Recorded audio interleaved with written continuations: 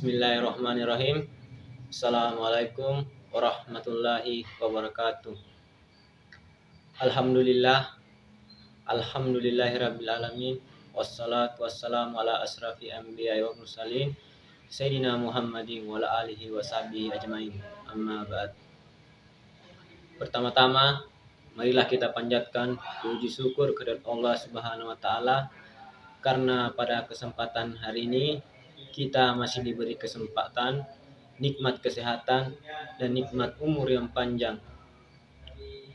Salam dan salawat senantiasa kita kirimkan kepada baginda kita, Nabi besar Muhammad Sallallahu Alaihi Wasallam, Nabi yang telah membawa umat manusia dari jalan kegelapan menuju jalan yang terang menderang seperti sekarang ini, dan di mana Nabi dalam perkataannya tidak pernah berbohong.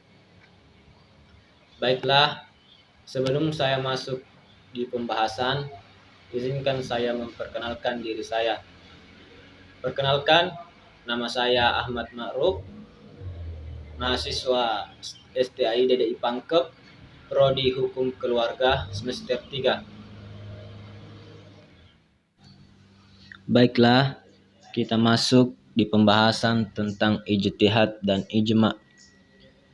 Kita mulai dari ijtihad.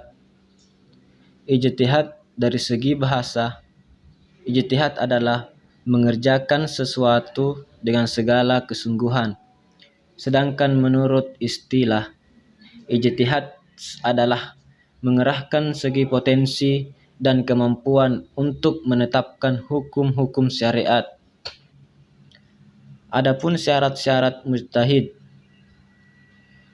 mengetahui segala ayat dan sunnah yang berhubungan dengan hukum, mengetahui masalah-masalah yang telah diijma'kan oleh para ahlinya, mengetahui nasikh dan munsuk, mengetahui bahasa Arab dan ilmu-ilmunya secara sempurna, mengetahui usul fikih, mengetahui rahasia-rahasia tasrih, mengetahui kaidah-kaidah usul fikih, mengetahui seluk-beluk kias. Dan adapun macam-macam ijtihad. Yang pertama itu ijma'. Ijma' yaitu kesepakatan atau sependapat dengan suatu hal mengenai hukum syar' dari suatu peristiwa setelah wafatnya Rasul. Yang kedua, kias. Kias yaitu menyamakan, membandingkan atau menetapkan hukum suatu kejadian atau peristiwa yang tidak ada dasar nasnya dengan yang telah ditetapkan hukum berdasarkan nas. 3. Ihtisan. Ihtisan yaitu menunggalkan hukum yang telah ditetapkan pada suatu peristiwa atau kejadian yang ditetapkan berdasarkan dalil dan syara'.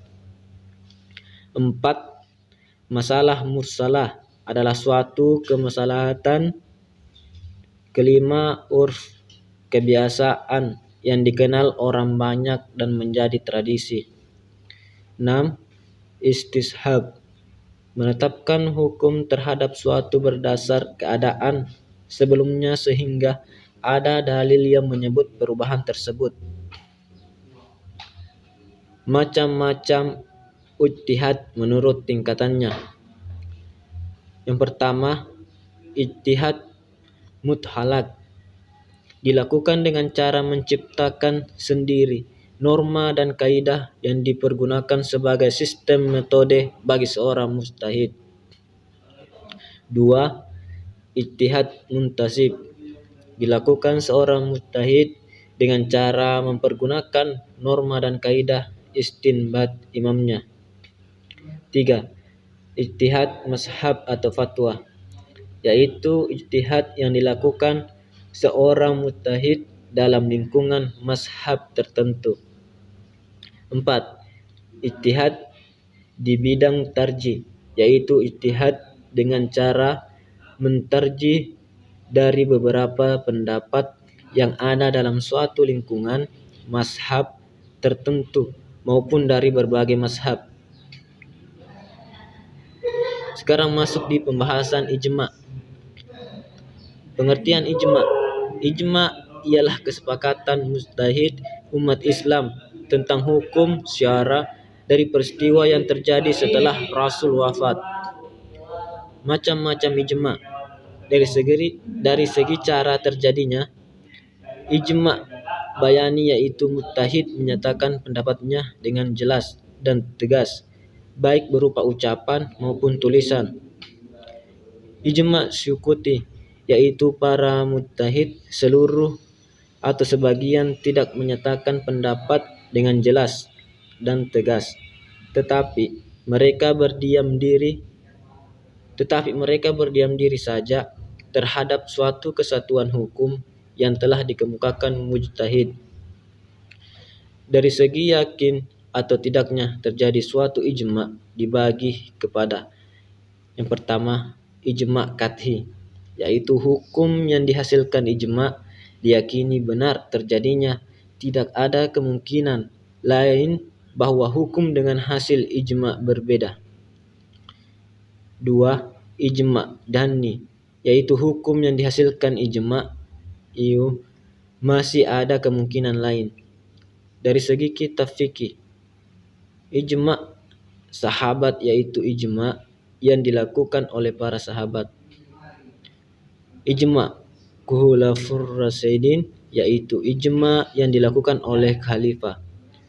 Ijma sahikan, yaitu ijma yang dilakukan oleh Abu Bakar dan Umar bin Khattab. Ijma ahli Madinah, yaitu ijma yang dilakukan oleh ulama-ulama Madinah. Ijma ulama Kufah, ijma yang dilakukan oleh ulama-ulama Kufah. Kemungkinan terjadi ijma pada masa sekarang dari hasil yang saya baca dapat disimpulkan bahwa ijma pada masa sekarang masih ada. Karena ijma pada masa sekarang itu diambil dari keputusan-keputusan ulama Islam. Contohnya MUI yang mewakili masyarakat umat Islam, dan mereka juga sampai sekarang masih diberi hak untuk memanfaatkan sesuatu dalam agama Islam yang mengatur kepentingan rakyat. Dan ditinjau dari objek pembahasannya, ijma merupakan peristiwa yang tidak ada dasarnya dalam Al-Quran dan hadis. Peristiwa yang tidak langsung ditunjukkan kepada Allah. Semuanya urusan di duniawi yang akan diluruskan oleh wakil-wakil umat Islam. Itulah tadi pembahasan tentang ijtihad dan ijma. Kalau ada kata-kata yang salah, mohon dimaafkan, karena saya adalah manusia biasa yang tak luput dari kesalahan. Sekian, minallahi musta'an wa alaihi tiklan. Wallahu muwaffiq ila aqwamit thariq. Wassalamualaikum warahmatullahi wabarakatuh.